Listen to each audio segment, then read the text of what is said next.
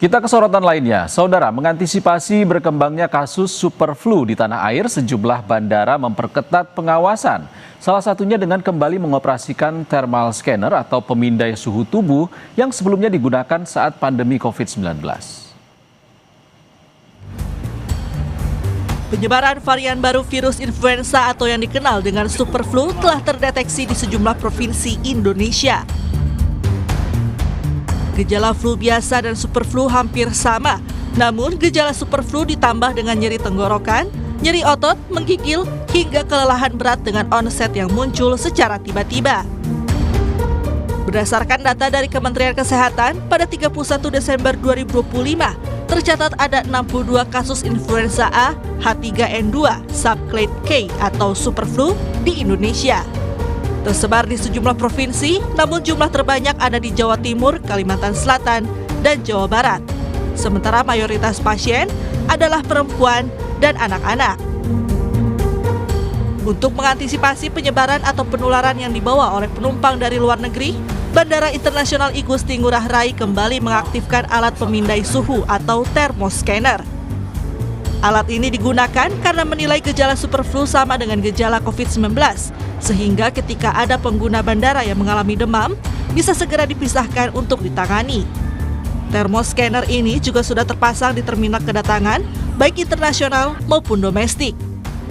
Bandara Internasional Gusti Ngurah Rai, karena ini adalah pintu masuk internasional yang cukup besar penggunanya, saya kira gejala yang kami pelajari dan kami dapatkan informasi kurang lebih mirip ya dengan orang flu biasa, hanya mungkin ada gejalanya sama, sehingga mendeteksinya itu juga akan lebih terlihat ketika suhu badan tinggi, sehingga termometer atau termogun yang kami siapkan pada masa pandemi lalu bisa kami gunakan dan kami standby-kan kembali saat ini.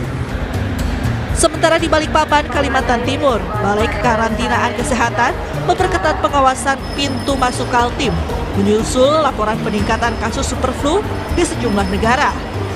Menurut data Balai Kekarantinaan Kesehatan Kota Balikpapan, sejauh ini belum ditemukan kasus terkonfirmasi positif di Bandara Internasional Sultan Haji Muhammad Sulaiman, Sepinggan, Balikpapan.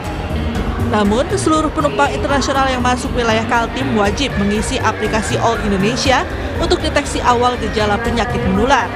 Selain itu, BKK Balikpapan juga memasang pemindai suhu tubuh di bandara guna antisipasi masuknya penumpang dengan gejala influenza.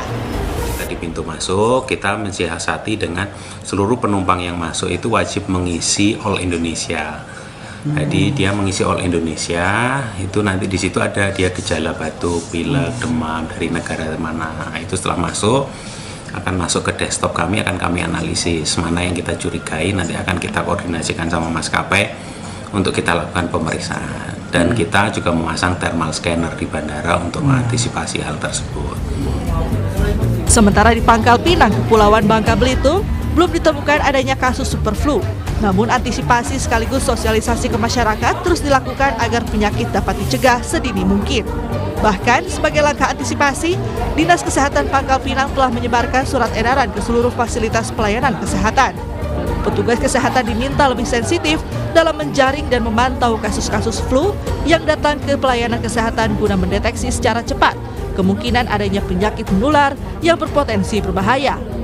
Tim Liputan, Kompas TV.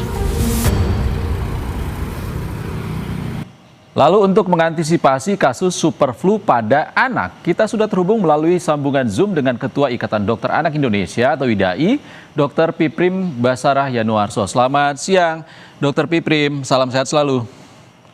Selamat siang.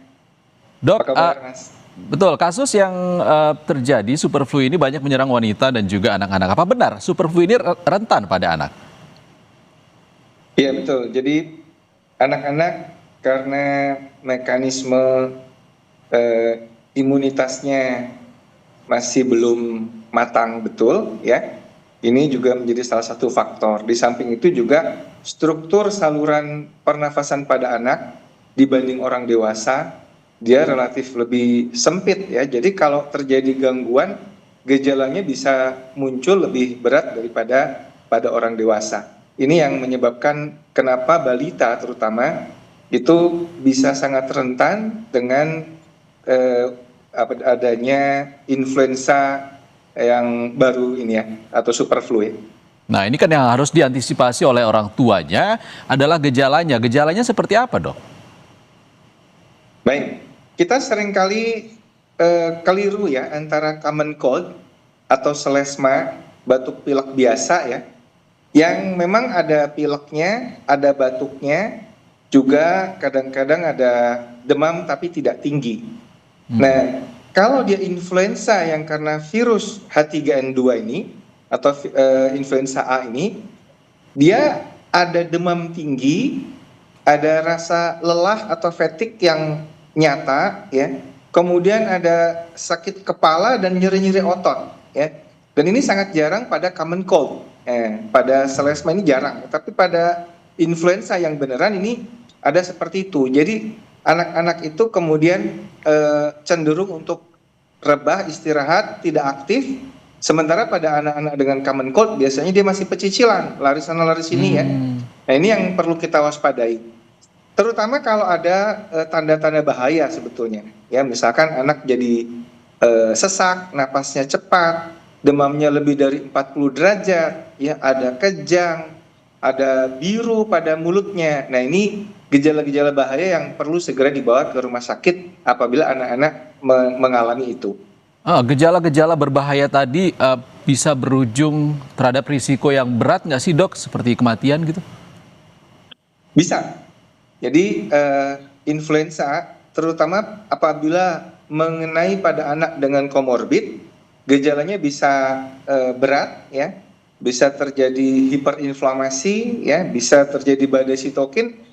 Dan inilah yang perlu kita antisipasi, karena anak-anak dengan komorbid ya, seperti anak dengan diabetes, anak dengan obesitas, anak dengan terapi kronik ya, penyakit jantung bawaan misalkan, itu daya tahannya memang sudah lemah. Kalau anak-anak obesitas memang sudah ada inflamasi yang kronik ya, derajat rendah, dan ketika ada serangan influenza seperti ini, dia bisa bereaksi heboh sehingga terjadi hiperinflamasi. Dan mirip-mirip dengan COVID ya, yang terjadi badai sitokin itu, kira-kira begitu. Oke, Dok, kalau tadi orang tua sudah tahu ini ada beda antara common flu, flu biasa dengan flu yang super flu ini. Kalau sudah diketahui ketika anaknya terlihat sangat lelah, ini apa yang harus dilakukan sebenarnya?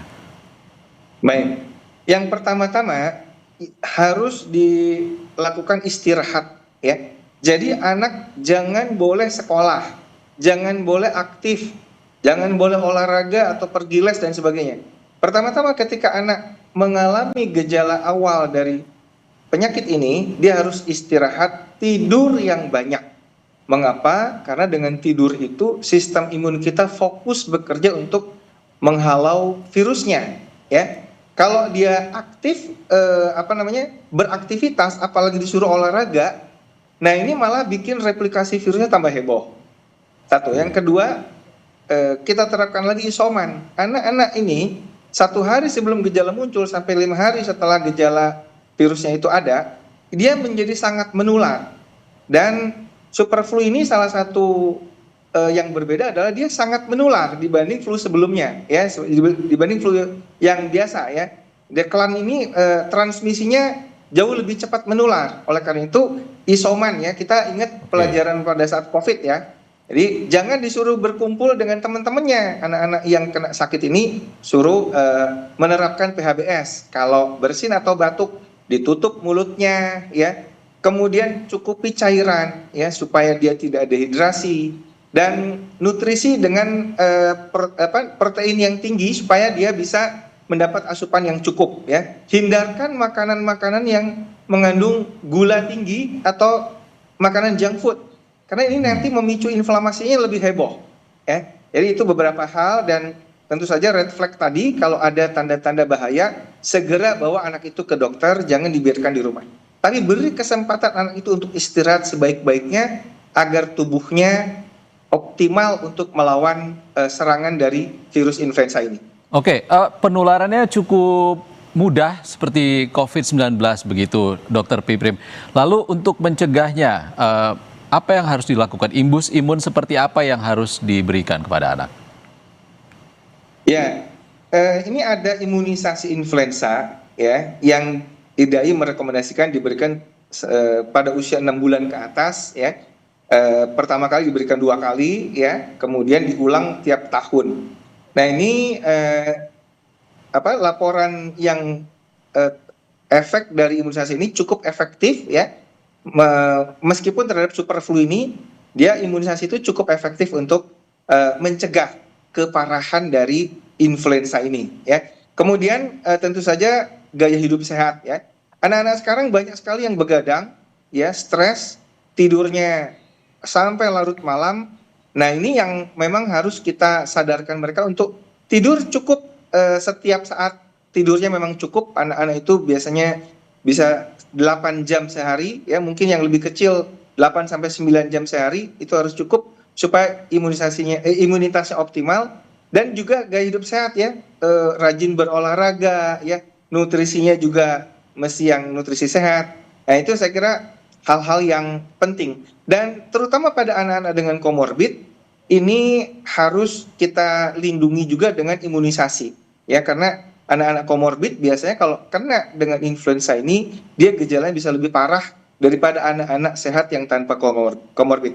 Gitu Mas. Ya, vaksinnya sama dengan flu biasa, cuma dosisnya diberikan lebih, seperti itu dok? Enggak, sama saja. Imunisasinya sama, karena gejala pada penyakit ini ya, super flu ini sebetulnya sama saja influenza, cuman transmisinya saja memang yang lebih cepat menular. Ya, jadi sebetulnya ini tidak perlu panik ya. Kita tidak perlu panik dengan isu super flu ini. Kita tetap waspada, berikan anak-anak imunisasi, terapkan PHBS. Kita sudah ada pengalaman dengan pandemi COVID kemarin, itu sangat berharga untuk menghadapi berkembangnya penyakit virus seperti ini. Baik, terima kasih. Tidak perlu panik. Terima kasih Dr. Piprim Basarah Yanuarso, Ketua Ikatan Dokter Anak Indonesia, sudah berbagi informasi bersama